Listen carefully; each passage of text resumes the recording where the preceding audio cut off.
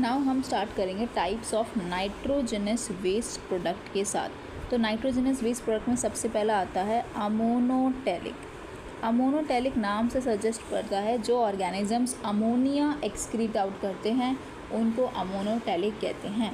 Ammonia क्या होता है? NH3। और ये जो अमोनिया होता है this is form by deamination of amino acid. अब इसकी बात करें तो जो अमोनिया होता है ये हाईली टॉक्सिक सब्सटेंस होता है, इसके लिए इसीलिए इसको एज सुन एज ये फॉर्म होता है इसको बॉडी से रिमूव कर देना चाहिए या फिर इसको लेस टॉक्सिक सब्सटेंस के अंदर कन्वर्ट करना चाहिए।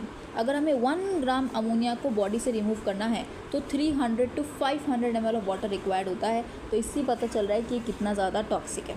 इसको protozoa, coelenterata, arthropoda, mollusca, bony fishes जो होती हैं they excrete out ammonia into the water. क्यों? और ये बात भी है कि अमोनिया जो होता है ये हाईली सॉल्युबल होता है वाटर के अंदर, इसीलिए इसको काफ़ी सारा पानी भी चाहिए होता है।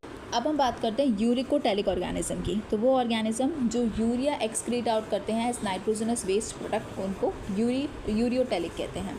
अब यूरिया जो होता है ये हाईली टॉक्सिक नहीं होता है एंड इसको एक्सक्रीट आउट करने के लिए बहुत कम पानी की ज़रूरत होती है।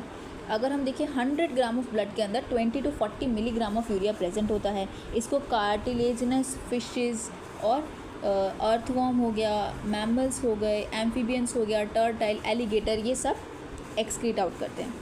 तो यूरिया जो होता है ये कैसे प्रोड्यूस होता है? ऑर्निथिन साइकिल चलती है हिपैटोसाइट्स के अंदर, वहाँ से यूरिया जो होता है वो फॉर्म होता है। ऑर्निथिन साइकिल के अंदर आर्जिनेस एंजाइम जो होता है लिवर के पास में प्रेजेंट होता है, वो आर्जिनिन को ऑर्निथिन के अंदर कन्वर्ट करता है और इसमें बाय प्रोडक्ट यूरिया निकलता है।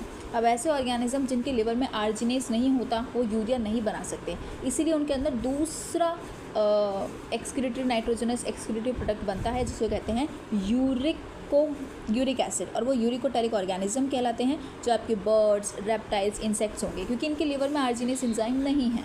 एंड वन थिंग कि जो यूरिकोटैलिक है यानी कि जो यूरिया वाले होते हैं वो टेरेस्ट्रियल ऑर्गेनिज्म का ये इंपॉर्टेंट फीचर होता है क्योंकि टेरेस्ट्रियल ऑर्गेनिज्म के पास में ज़्यादा पानी होता नहीं है और यूरिया को एक्सक्रीट डाउन होने के लिए भी ज़्यादा पानी की ज़रूरत नहीं होती है। अब जो यूरिक एसिड होता है वो अमोनिया से बनता है और इसके पास लेस हाइड्रोजन होते हैं, ये लेस टॉक्सिक होता है और ये पानी के अंदर इनसॉल्युबल होता है। क्योंकि ये बहुत ज़्यादा लेस टॉक्सिक होता है इसीलिए इसको स्टोर भी कर सकते हैं और इसको क्रिस्टलाइन फॉर्म के अंदर एक्सक्रीट आउट किया जाता है।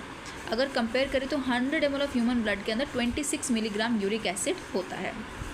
ठीक है, अब इसको लेस वाटर चाहिए होता है एक्सक्रीशन के लिए और ये सेमी सॉलिड फॉर्म में एक्सक्रीट आउट होता है।